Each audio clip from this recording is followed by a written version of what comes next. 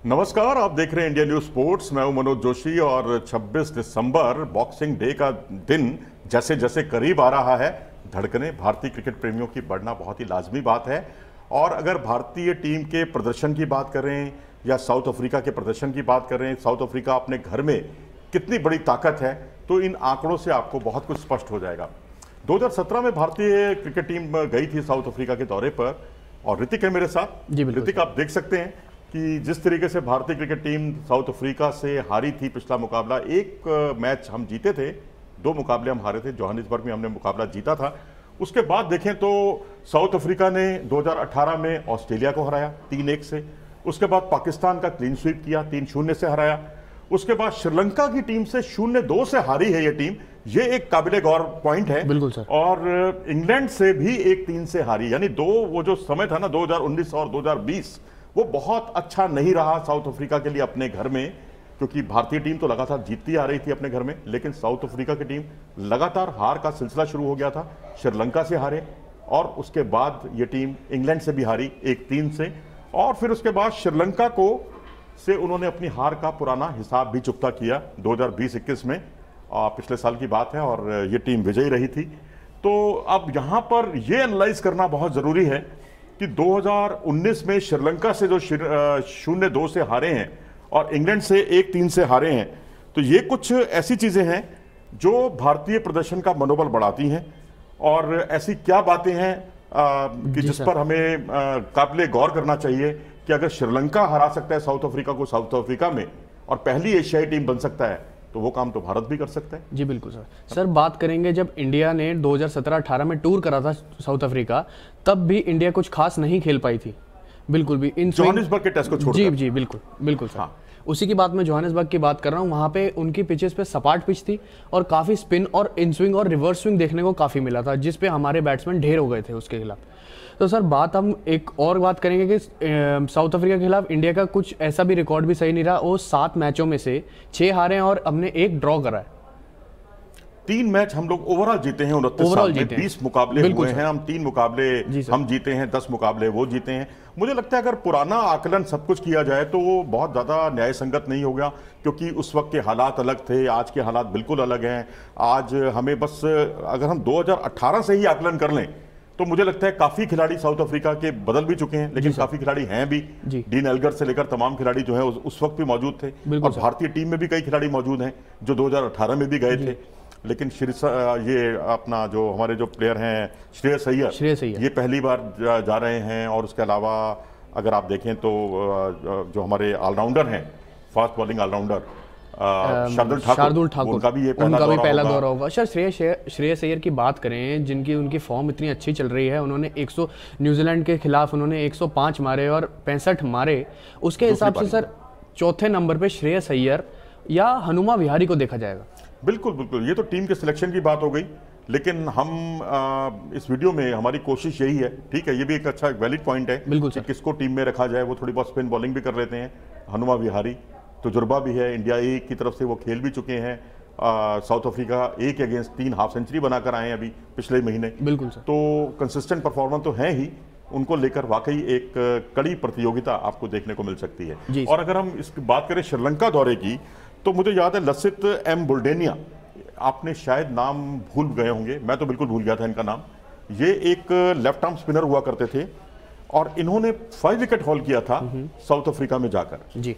इसी तरह से धनंजय जो है, एक और मैच में उनका प्रदर्शन बहुत काबिले गौर था। ऑफ स्पिनर है, अब ऑफ स्पिनर अच्छा प्रदर्शन करता है तो आर अश्विन की जो है बातें खिल जाती हैं, क्योंकि अश्विन का प्रदर्शन उस लेवल का नहीं रहा है वहां साउथ अफ्रीका में जैसा उनका ऑस्ट्रेलिया में रहा है। जी सर, देखा जाए तो केशव महाराज का भी साउथ अफ्रीका के अंदर, जैसे सेंचुरियन में पिछली बार उन्होंने 2017-18 टूर में भी करा था, और 2019 में जब इंडिया आए थे वो, तो उनका खास प्रदर्शन नहीं रहा था, जबकि वो साउथ अफ्रीकन पिचेस पे काफी अच्छा प्रदर्शन करते हैं। देखिए कितनी अजीबोगरीब और कितना विरोधाभास है कि केशव महाराज को फेवरेबल कंडीशंस जब भारत में मिलती हैं तो वो अच्छा प्रदर्शन नहीं कर पाते, वैसा प्रदर्शन नहीं कर पाते। या ये कह लीजिए भारतीय खिलाड़ी स्पिनर्स को बहुत अच्छा खेलते हैं, ठीक है, स्वान के सामने थोड़ा फंसे, जाइल्स के सामने हम फंसे, मॉन्टी पनेसर ने हमें कंफर्टेबल जोन में नहीं आने दिया, एजाज पटेल के सामने हम फंसते हुए दिखाई दिए। वो तो भला हो हमारी बारी, हम टीम एफर्ट का, कि जिससे एजाज पटेल की मेहनत जो है पूरी तरह से हाशिए पे चली गई और हम मुकाबला जीत गए। तो मैं बात कर रहा था श्रीलंका ने जो साउथ अफ्रीका को हराया था, उसमें एक लेफ्ट आर्म स्पिनर का बहुत बड़ा योगदान था, एक उनकी ऑफ स्पिनर का बहुत बड़ा योगदान था, और उसके अलावा कुशल परेरा ने जो पहला मुकाबला हुआ था ना, कुशल परेरा ने 150 प्लस रन बनाए थे, और साउथ अफ्रीका, और वो जो है एक विकेट से, महज एक विकेट से 304 रन चेज कर रही थी श्रीलंका की टीम, और कुशल परेरा की शानदार बल्लेबाजी से 154 रन बनाकर कुछ नॉट आउट रहे थे वो, और वो टीम मुकाबला जीतने में कामयाब हो गई। तो इससे ये जाहिर होता है कि अगर रनों का पहाड़ हो, ऐसे इंग्लैंड के साथ भी यही हुआ है, इंग्लैंड जो जीता उसमें भी बहुत बड़ा कारण जो है बल्लेबाजी रही है। एक मौके पर जो रूट ने बहुत शानदार गेंदबाजी की, स्पिन बॉलिंग। सर खैर अभी हिसाब से, जिस हिसाब से इंग्लैंड की अभी इस समय बल्लेबाजी चल रही है, जैसे एशेज को देखा जाए, तो उस हिसाब से तो सर अगर बात करी जाए तो इस हिसाब से उनका वीक मेंटालिटी की वजह से, आप ठीक कह रहे हो, फॉर्म में नहीं है उनके प्लेयर, लेकिन ऐसा नहीं कि प्लेयर खराब हैं। यही ओली पॉप जो आज टीम से निकाले जाने की उनकी बात चल रही है, उन्होंने उसी दौरे में साउथ अफ्रीका में जाकर सेंचुरी बनाई थी। बेन स्टोक वैसा परफॉर्म नहीं कर पा रहे हैं, लेकिन बेन स्टोक जब वहां गए थे उन्होंने भी सेंचुरी बनाई थी, और वो मैच जिताने में उनका बहुत बड़ा हाथ था, और पूरे एक मैच एक पारी से जीता था, एक मैच 191 रनों से जीता था। तो इंग्लैंड ने वन साइडेड तरीके से हराया था साउथ अफ्रीका को सेंचुरियन में पहला मैच हारने के बाद, तो ये बड़ी बात है। तो इससे ये जाहिर होता है, इन दोनों मुकाबलों को अगर मैं देखूं, श्रीलंका वाला और इंग्लैंड वाला, दोनों में ही अगर आपके पास बल्लेबाजी स्ट्रांग है जी, बड़ा स्कोर खड़ा करने की कुव्वत है, जैसे वहां कुशल परेरा ने किया, यहाँ बेन स्टोक्स और ओली पोप ने किया, या स्पिन बॉलिंग का अच्छा साथ रहा। दो बातें उभर के आती हैं, एक तो अच्छी स्पिन बॉलिंग आपको करनी होगी जी। हमारे पास जयंत यादव है, हमारे पास अश्विन है, लेकिन क्या दोनों खेल पाएंगे? जडेजा भी इंजर्ड है, दिलचस्प है, जडेजा इंजर्ड है। जडेजा के जो कवर के तौर पर जिनको लिया जाता है, जिन्होंने भारतीय जमीन पर तहलका मचा दिया, अक्षर पटेल, वो भी उपलब्ध नहीं है। तो ऐसी स्थिति में आप बड़ा रनों का अंबार बनाइए, अंबार खड़ा कीजिए, रन खूब बनाइए, और उसके बाद जो है साउथ अफ्रीका को मैंने देखा है अपनी कंडीशंस में भी कोलैप्स हो जाता है, और रनों के पहाड़ के नीचे दबकर रह जाता है साउथ अफ्रीका। सर वैसे अगर देखा जाए, डीन एल्गर का हाईएस्ट स्कोर इंडिया के साथ, इंडिया के अगेंस्ट 160 है, और क्विंटन डिकॉक की बात करें तो 111 है। तो सर क्या ये उनके खिलाफ अब चल पाएंगे या ढेर हो जाएंगे? देखिए, मुझे वही, मैं अपनी बात दोहराऊंगा, क्योंकि हमारा जो विषय है आज का वो यही है कि जो दो टीमों से हारा है साउथ अफ्रीका अपनी कंट्री में जी, उससे भारत क्या सीख ले सकता है। उसका निष्कर्ष जो है वो यही निकलता है कि दोनों टीमों के खिलाफ जब जब बड़ा स्कोर बना साउथ अफ्रीका ढेर हो गया उनके सामने। अब सवाल उठता है कि यहां पर राहुल द्रविड़ की स्ट्रेटेजी और विराट कोहली की स्ट्रेटेजी, थोड़ा सा एक बुनियादी फर्क है दोनों में। राहुल द्रविड़ भी अपनी चलाते हैं, आप ऊपर से बहुत सौम्य, बहुत शांत आपको दिखते हैं, लेकिन इतने शांत वो है नहीं। जी सर, मेरे को याद है जैसे वो अपने टाइम में खेलते थे, उनके टाइम में थोड़ा सा बहुत एग्रेशन दिख जाता था उनका, एग्रेशन भी दिख जाता था उनका, और वो कई बार, मैं इस पर एक अलग से वीडियो करूंगा, देखना आप, देखिए श्रोताओं, आप ध्यान रखिएगा, राहुल द्रविड़ पर हम एक अलग से वीडियो करेंगे और उनकी सोच के बारे में। लेकिन यहां जो मुद्दा है वो ये है कि राहुल द्रविड़ 4 बॉलर्स पर यकीन करते हैं, यानी काफी कुछ उनकी सोच सौरव गांगुली से भी मिलती जुलती है। लेकिन विराट कोहली की सोच बिल्कुल डिफरेंट है, वो 5 बॉलर से कम में समझौता ही नहीं करते जी सर। अब आपके पास जडेजा नहीं है, आपके पास हार्दिक पांड्या नहीं है, आपकी लिमिटेशंस बहुत ज्यादा हो गई हैं। अब आपको अश्विन को ऑलराउंडर के तौर पर आपको ट्रीट किया जा रहा है, या फिर अगर 2 स्पिनर वाली पिच नहीं हुई तो जयंत यादव को भी आप माइनस कर दीजिए जी सर। तो आपके पास बचते हैं शार्दुल ठाकुर। अब शार्दुल ठाकुर ठीक है, 3-4 मैचों में 3 हाफ सेंचुरी है उनकी, लेकिन आपको उन पर रिलाई करना ही पड़ेगा, और ज्यादा रन अगर आप बनाएंगे, ज्यादा रन बनाने के लिए आपको ज्यादा बल्लेबाज भी होने चाहिए। सर एक बात मैं आपसे पूछना चाहूंगा कि ईशांत शर्मा को लेकर काफी उनके आउट ऑफ फॉर्म में कई चर्चाएं थी कि वो आउट ऑफ फॉर्म में चल रहे हैं, फिर उनकी इंजरी हो गई, तो क्या ईशांत शर्मा और सिराज में से कौन एक चुना जाएगा? देखिए, सिराज, मुझे लग रहा है आज की परिस्थितियों के हिसाब से सिराज को ज्यादा दिखा नहीं है बॉलिंग करते हुए जी सर, और यही ऑस्ट्रेलिया को ऑस्ट्रेलिया में जाकर उनको इसका फायदा भी मिला। लेकिन मुझे लगता है कि 5 बॉलर फार्मूला में भी ईशांत शर्मा शायद फिट ना बैठे। अगर आप देखें तो जसप्रीत बुमराह हैं आपके पास, जसप्रीत बुमराह के अलावा शमी है, सिराज हैं, 3 बॉलर तो ये हो गए। फिर आपके अश्विन खेलेंगे 4, और 5वां बॉलर कौन खेलेगा? क्योंकि शार्दुल ठाकुर, बल्लेबाजी हमारी कमजोर हो रही है, तो उनका दावा बल्लेबाजी की वजह से ज्यादा मजबूत है। स्विंग बॉलिंग भी है, 14 विकेट है उनके, अगर देखा जाए तो परफॉर्मेंस भी उनका इंटरनेशनल क्रिकेट में बॉलिंग में बुरा नहीं रहा, अच्छा रहा है। लेकिन ईशांत शर्मा जो है, तजुर्बा जरूर है उनके पास, लेकिन वो तजुर्बा आजकल दिखाई नहीं दे रहा। पिछले 5-6 मैच उठा के देखिए, 3 मैचों में तो उनको विकेट ही नहीं मिला है जी। विकेटलेस परफॉर्मेंस रहा है जी। तो आप रन बनाइए। मुद्दा यही है कि रन बनेंगे तो क्या एक एक्स्ट्रा बल्लेबाज खिलाएंगे? क्या हम पुराना राहुल द्रविड़ वाली या सौरव गांगुली वाली जो स्ट्रेटेजी थी, 4 बॉलर्स और 6 बल्लेबाजों के साथ खेलने की और एक विकेट कीपर 7, तो 7 कुल मिलाकर बल्लेबाजों के साथ खेलने की जो स्ट्रेटेजी थी, क्या हम उस पर लौटेंगे?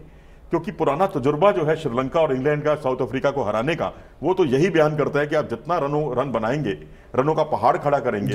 इंग्लैंड क्योंकि पारी से जीता है, वहां पर 191 रन से जीता है वहां, तो इंग्लैंड ने रनों का पहाड़ बनाया है, इसलिए साउथ अफ्रीका उसमें दबकर रह गया। क्या भारत ये करेगा इस बार या नहीं, ये देखना बहुत करना तो बिल्कुल चाहिए। अब बात करते हैं सर थोड़ी बहुत, करना तो चाहिए। करना तो चाहिए कि 4 बॉलर से खेलना चाहिए हमें? नहीं सर, मैं कह रहा हूँ कि रन का पहाड़ बनाना चाहिए। नहीं तो रनों का पहाड़ बनाने के लिए कोई एक आध सेंचुरी से काम चलने वाला नहीं है जी सर। आप एक सेंचुरी बना लेंगे, बाकी प्लेयर नहीं चल पाएंगे। आपके 150 के आसपास आपका 350-300 का स्कोर बनेगा। आपको जैसे कुशल परेरा ने पारी खेली है 150 प्लस की पारी, उस तरह की आपको पारी खेलनी होगी और बाकी बल्लेबाजों का भी सहयोग चाहिए होगा। ये नहीं कि जैसे हमने इस साल परफॉर्मेंस भारतीय टीम का रहा है, अगर आप बल्लेबाजों का देखें, विराट कोहली नहीं चले, 30 से नीचे का उनका औसत रहा इस साल में।